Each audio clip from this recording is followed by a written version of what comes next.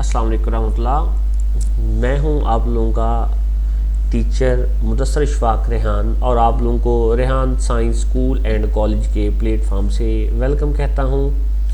उम्मीद करता हूं कि मेरे तमाम के तमाम स्टूडेंट्स अपनी पढ़ाई में मगन होंगे, अच्छे तरीके से पढ़ाई कर रहे होंगे। तो लें जी, आज की वीडियो 9th क्लास के लिए आज का जो लेक्चर है वो 9th क्लास का है।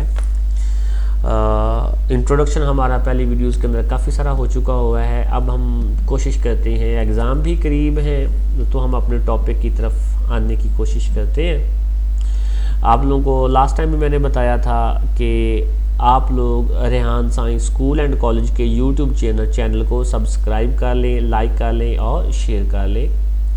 इससे फ़ायदा आप लोगों को ये होगा कि एजुकेशन के रिलेटेड आपको हर वीडियो मिलती रहा करेगी और बाकायदा ऐसा समझें जैसे आपके घर में एकेडमी बन गई।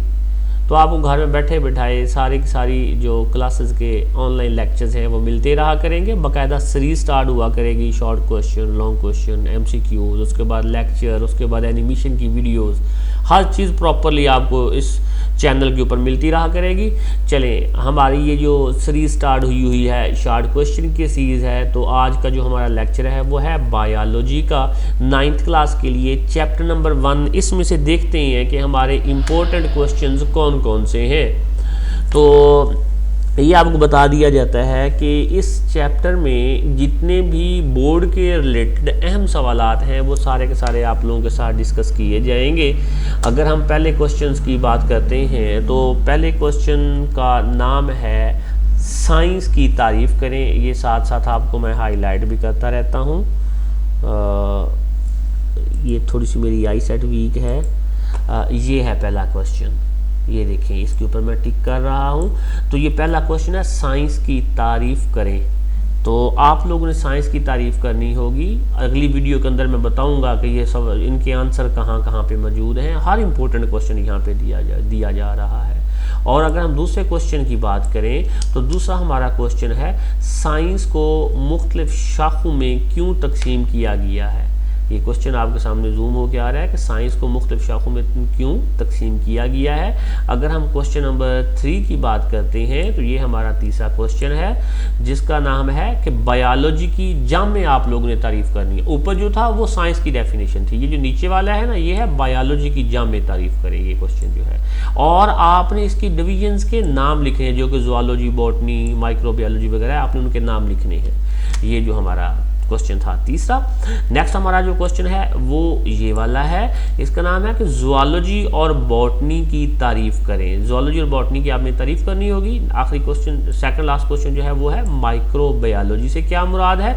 और लास्ट क्वेश्चन देखिएगा, हमसे पूछा जा सकता है कि ये ना बायोलॉजी कोई सी 8 शाखों के नाम लिखने हैं, आपने इसको बयान नहीं करना। अगर बयान करेंगे तो वो लॉन्ग बन जाएगा। तो ये 8 शाखों के नाम आप लोगों ने बताने हैं, ठीक है जी। उसके बाद अगर हम लोग आते हैं नेक्स्ट क्वेश्चन की तरफ, तो हमारा जो नेक्स्ट क्वेश्चन है वो है मॉलिक्यूलर बायोलॉजी और बायोटेक्नोलॉजी की तारीफ करें। ये भी एक इम्पोर्टेंट क्वेश्चन है। उसके बाद अगर हम देखें तो हमारा जो क्वेश्चन है वो है पैरासाइट्स क्या होते हैं। मीन कि आपने बताना है पैरासाइट्स क्या है, और देन आपने पैरासाइटोलॉजी की डेफिनेशन भी आप लोगों ने बतानी है।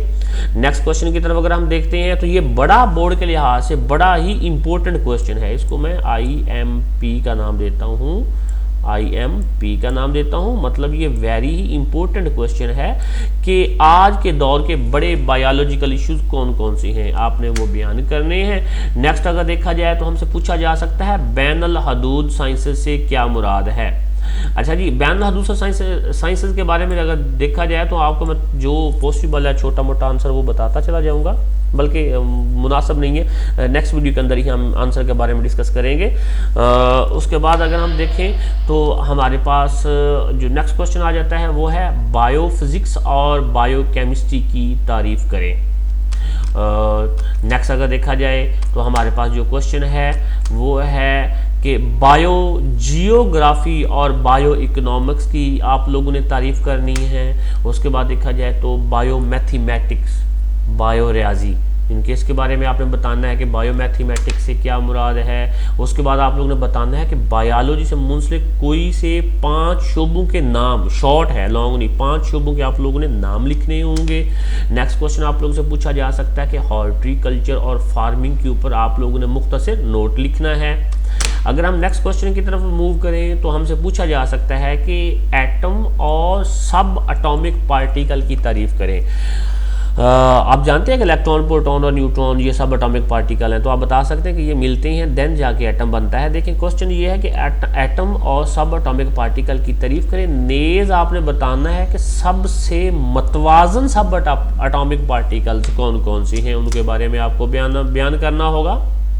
नेक्स्ट क्वेश्चन की तरफ अगर हम आते हैं तो हमारा क्वेश्चन है बायो एलिमेंट्स की तारीफ करें और इनकी तादाद लिखें। देखिए आपने बायो एलिमेंट्स की तादाद लिखनी है। बेसिकली 3 तरह के कॉन्सेप्ट चल रहे हैं कि जो नेचुरली तौर पे एलिमेंट्स पाई जाती हैं उनकी तादाद कितनी है, बायो एलिमेंट्स की तादाद कितनी है, और इस वक्त जो दरियाफ्त शुदा एलिमेंट्स हैं उनकी तादाद कितनी है। तो ये आपने बताना होगा, अपना कॉन्सेप्ट आपने क्लियर करना है। इंशाल्लाह नेक्स्ट वीडियो के अंदर हम इनके आंसर देखेंगे।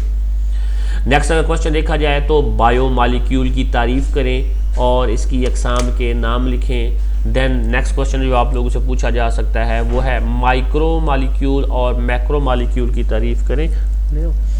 माइक्रो मॉलिक्यूल और मैक्रो मॉलिक्यूल की तारीफ करें और इसकी आपने मिसाल देनी होगी। ये एक बड़ा ही इंपॉर्टेंट क्वेश्चन है, बड़ा इंपॉर्टेंट क्वेश्चन है। चलिए मैं आ रहा हूँ वीडियो शूट करके। अच्छा इसको मैं ना नाम दे देता हूँ IMP का। ये देखें ये भी इंपॉर्टेंट क्वेश्चन है, इसकी आपने 7 एग्जाम्पलें लाजमी तौर पे देनी है, ये ज़रा याद रखिएगा, ठीक है जी। देन आगे मूव करते हैं।